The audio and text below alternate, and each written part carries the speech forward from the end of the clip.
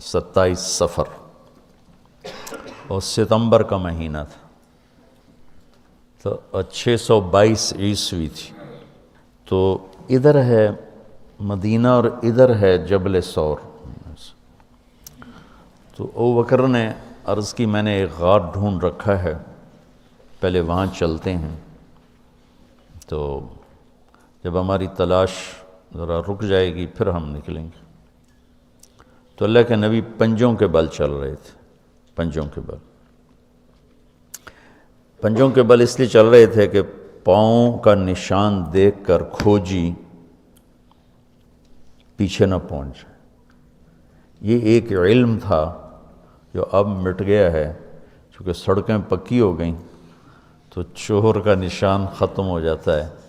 جب سڑکیں کچی ہوتی تھیں تو اس کے قدموں کو کھوجی پہچانتا ہوا چلتا چلتا چلتا اس کے گھر پہنچ جاتا تھا، چاہے وہ 100 میل ہوتا تھا۔ تو یہ کوئی مکہ سے غار ثور 3 میل تھا، تو آپ ایسے جا رہے تھے ایسے۔ ابو بکر کبھی آپ کے آگے چلتے کبھی پیچھے چلتے، کبھی آگے چلتے کبھی پیچھے چلتے۔ تو آپ نے پوچھا یہ کیا کرتے؟ کبھی آگے کبھی پیچھے۔ تو کہنے لگے اخاف الرصد فامشی امامک، اخاف الطلب فامشی خلفک۔ جب مجھے یہ خیال آتا ہے کہ کوئی آگے چھپا ہوا حملہ آور حملہ نہ کر دے دشمن تو میں آگے ہو جاتا ہوں، جب مجھے خیال آتا ہے پیچھے سے کوئی پہنچ نہ جائے تو میں پیچھے ہو جاتا ہوں، اس طرح۔ تو آپ نے بہت شکریہ ادا کیا ان کا۔ جب پہاڑ پہ چڑھنے کا وقت آیا تو آپ کی انگلیاں زخمی ہو گئی تھیں ایسے چلتے چلتے۔ کس قدر نبی اسباب کی رعایت کر رہے ہیں، اسباب کی رعایت کتنی ضروری ہے۔ تو ابو بکر نے آپ کو کندھے پہ بٹھایا اپنی کمر پہ، اور غار جبل ثور ایسے سیدھا پہاڑ ہے ایسے، میری آج تک ہمت نہیں ہوئی چڑھنے کی، حالانکہ کتنے سالوں سے اللہ لے جا رہا۔ تو آپ کو اپنے کمر پہ بٹھا کے اوپر پورا پہاڑ اوپر چڑھے، پھر آپ کو باہر کھڑا کر دے گا، آپ اندر نہیں جائیں گے۔ خود اندر گئے، ایسے اس کو ٹٹول ٹٹول کے جتنے سوراخ تھے پتھروں سے بند کر دیے، سوراخ باقی بچ گئے۔ تو اپنی پگڑی اتاری، پھاڑ پھاڑ کے سوراخ بند کی، پھر سوراخ باقی تھے، کرتا اتارا اور پھاڑ پھاڑ کے سوراخ بند کیے۔ ایک باقی رہ گیا جس میں وہ سانپ تھا۔ علماء نے لکھا ہے کہ وہ سانپ جو ڈس رہا تھا، ایک تو سانپ اپنی فطرت سے ڈستا ہے نا، علماء نے لکھا ہے وہ اس لیے ڈس رہا تھا کہ وہ راستہ مانگ رہا تھا دیدار نبوت کے لیے۔ یہ کئی علماء نے یہ لکھا ہے کہ وہ اپنی فطرت سے نہیں، احتجاج کر رہا تھا کہ میں نے راہ دے، میں بھی دیدار کروں، میں بھی دیکھنا چاہتا۔ یہ تھا۔ تو کہا یا رسول اللہ آئیے۔ جب آپ اندر تشریف لائے تو اندھیرا تھا، پتہ نہیں چلا۔ تھوڑی سی روشنی ہوئی تو دیکھا ابو بکر کا نہ کرتا تھا نہ عمامہ۔ تو آپ نے پوچھا تیرا کرتا کدھر ہے، تیری پگڑی کدھر ہے؟ تو انہوں نے اشارہ کیا کہ یہ سارے سوراخ تھے۔ تو اللہ کے نبی کی آنکھیں چھلک پڑیں، اور آپ نے ایک دم بے ساختہ کہا یا اللہ میں ابو بکر سے راضی ہوں، تو بھی اس سے راضی ہو جا اور اسے جنت میں میرا ساتھی بنا دے۔ تو اسی وقت جبریل اترے اور آ کر کہا یا رسول اللہ، اللہ تعالیٰ خوشخبری دے رہے ہیں کہ وہ آپ کے ساتھی سے راضی ہو چکے ہیں اور جنت میں یہ آپ کے ساتھی بھی ہیں۔ یہ خوشخبری ہے کہ یہ جنت میں آپ کے ساتھی ہیں۔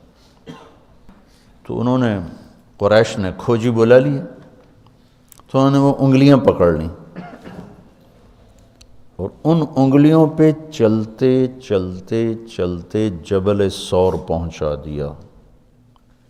تو اللہ نے ان کے آنے سے پہلے، غار کا دہانہ بڑا ہے، ایک بیل ہو گیا، اس کے بیچ میں مکڑیوں نے جالے پھیلا دیے، ایک کبوتری نے تن کے رکھ کے انڈے دے دی۔ تو ان کے جانے سے پہلے 2 کام ہو چکے تھے۔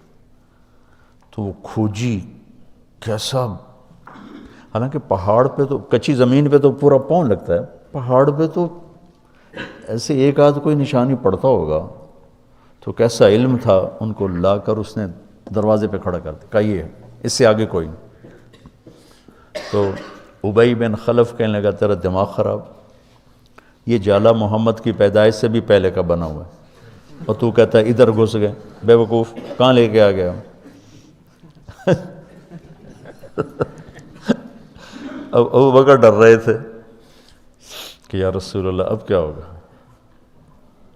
تو آپ نے کہا ما ظنک باثنین اللہ ثالثہما، جن کا اللہ ساتھی ہو ان کو کیا پریشانی؟ تو امیہ بن خلف نے وہیں دروازے غار کے منہ پہ بیٹھ کے اندر منہ کر کے پیشاب کیا، اب دونوں سامنے بیٹھے تھے۔ تو آپ نے مسکراتے ہوئے فرمایا دیکھو اگر یہ ہمیں دیکھ سکتے تو یہ یہاں بیٹھ کے پیشاب کرتا، تو انہیں وہاں آرام سے وہاں پیشاب کیا، وہ سامنے بیٹھے تھے دونوں۔ اللہ نے بیچ میں پردہ ڈال دی۔ قرآن ابوبکر صدیق کے اندر کے جذبے کو بتاتا ہے، لا تحزن لا تحزن۔ قوم موسیٰ جب سامنے پانی اور پیچھے فرعون، تو ان کے جذبات کی ترجمانی کرتا ہے انا لمدرکون، انا لمدرکون۔ 40 برس کی صحبت اٹھائی ہے دو نبیوں کی، ہارون اور موسیٰ۔ وہ کلیم اللہ ہیں، پہلے رسول کلیم اللہ،